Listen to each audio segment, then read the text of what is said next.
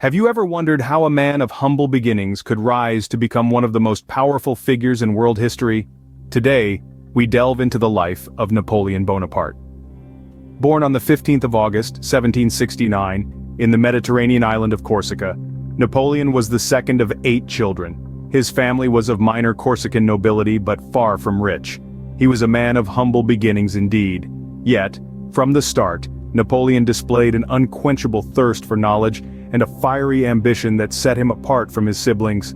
When he was just 9 years old, Napoleon was sent to mainland France, a land he'd never seen before, to receive a proper education. He was enrolled in a religious school in autumn before being accepted into a prestigious military academy in Brienne. Despite being a foreigner and often bullied for his Corsican accent, Napoleon didn't falter. Instead, he immersed himself in his studies, demonstrating a remarkable intelligence and a particular interest in history and geography. At the tender age of 15, Napoleon graduated from the École Militaire in Paris, a full year ahead of schedule. This was an accomplishment that was not to be taken lightly. He was commissioned as a second lieutenant in an artillery regiment, marking the start of his military career. His early years in the military were not easy. France was in the throes of revolution, and the young Napoleon was often torn between his loyalty to his native Corsica and his newfound home, France. However, his intelligence, charisma, and strategic brilliance shone through the chaos. He quickly moved up the ranks, making a name for himself with his innovative tactics and relentless determination. By the age of 24, Napoleon had already made a name for himself in the French military. Little did the world know, he was just getting started. From a young military officer to a political leader, Napoleon's ascent was nothing short of meteoric. Napoleon Bonaparte, a name etched in history, was not always a figure of such grandeur. His rise to power began amidst the tumultuous era of the French Revolution, a time of social upheaval and political chaos. As a military officer, his exceptional strategic acumen and decisive victories helped him rapidly climb the ranks. Napoleon's role in the revolution was pivotal, his military successes bolstering the revolutionary cause and earning him recognition and popularity among the French people. In the aftermath of the revolution, France was in dire need of stability. Seizing this moment, Napoleon staged a coup d'état in November of 1799, overthrowing the existing government, the Directory. The coup was successful, and Napoleon was appointed as the first consul of France. This position gave him unprecedented power, and he wasted no time in implementing reforms. He modernized the French legal system, improved education, and stabilized the economy. But Napoleon was not content with merely being a consul. His ambitions were far greater, and he had the public support to realize them. In 1804, he declared himself Emperor of the French. This was a calculated move, a strategic play to consolidate his power and secure his rule. Napoleon's crowning was a grand spectacle, a demonstration of his absolute authority, but it was also a testament to his political savvy. He understood the importance of public opinion, and he skillfully manipulated it to his advantage. Napoleon's journey from a young military officer to the Emperor of France was a testament to his strategic genius, political acumen, and his ability to command public support. His rise to power was rapid and dramatic, a climb that was fueled by his ambition and determination. The man from Corsica was now the Emperor of France, but his ambitions did not stop at the French borders. With the might of France behind him, Napoleon set his sights on the rest of Europe.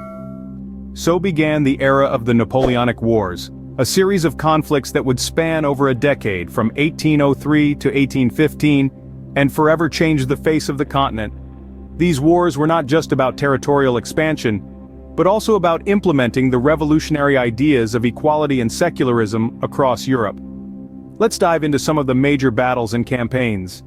At the heart of Napoleon's success was his innovative military strategy. He was a master of maneuver warfare, using rapid movements to surprise his enemies and force them into unfavorable positions. This was brilliantly demonstrated in the Battle of Austerlitz in 1805, where Napoleon's forces, although outnumbered, managed to outmaneuver and defeat the combined armies of Russia and Austria. This victory is often regarded as Napoleon's greatest triumph, earning him the title, the Master of Europe. But Napoleon's ambitions didn't stop at Austerlitz. He pushed eastward, setting his sights on the vast expanse of Russia. In 1812, he launched the infamous invasion, leading the largest army Europe had ever seen, but Russia proved to be a formidable foe. The harsh winter, coupled with the scorched earth tactics of the retreating Russian forces, led to devastating losses for the French. This marked a turning point in the Napoleonic Wars, signaling the beginning of Napoleon's decline. The impact of these wars on Europe was profound. They disrupted economies, toppled dynasties, and redrew national borders. The seeds of nationalism were sown, as people across Europe began to identify more strongly with their nation rather than their local region or ruling monarch. And yet, the Napoleonic Wars also spread the revolutionary ideals of liberty, equality, and fraternity. Despite the destruction and loss, these ideals resonated with many and sparked movements for change and reform across the continent. The Napoleonic Wars reshaped the landscape of Europe, but every rise has a fall. And as we'll see in our next segment, Napoleon's fall was as dramatic as his rise. In 1814, Napoleon was exiled to the island of Elba, but even in defeat, his influence was far from over. The once mighty emperor was now a captive, but he was not yet finished. On Elba, he continued to plot and plan, his spirit unbroken. His exile was short-lived, and in 1815, Napoleon escaped and returned to France, beginning a period known as the 100 Days. During this time, Napoleon regained his throne and his power, reminding the world of his strategic genius and charismatic leadership. However, his return was not welcomed by all. The Allied forces of Europe, wary of his return, rallied together to face him once again. This culminated in the Battle of Waterloo, where Napoleon was finally defeated. His defeat at Waterloo marked the end of the Napoleonic era. This time the Allies took no chances. Napoleon was exiled to St. Helena, a remote island in the South Atlantic. Here he lived out the rest of his days, far from the country he had once ruled. He died there in 1821, but his story was far from over. Even in death, Napoleon's legacy lived on. His reforms in France, such as the Napoleonic Code, continue to influence French law to this day. His military strategies are still studied in academies around the world. And his rise from humble beginnings to the heights of power serves as a testament to his will and ambition. Napoleon's impact was not limited to France. His influence can be seen in the spread of nationalism throughout Europe, the modernization of warfare, and the reshaping of political boundaries. His actions set the stage for the political landscape of the 19th century and beyond. Napoleon Bonaparte, a man of humble beginnings, shaped the course of history. His story serves as a powerful reminder of the indomitable human spirit and the impact one person can have. His legacy remains a testament to the power of ambition, the allure of power, and the enduring influence of a single individual.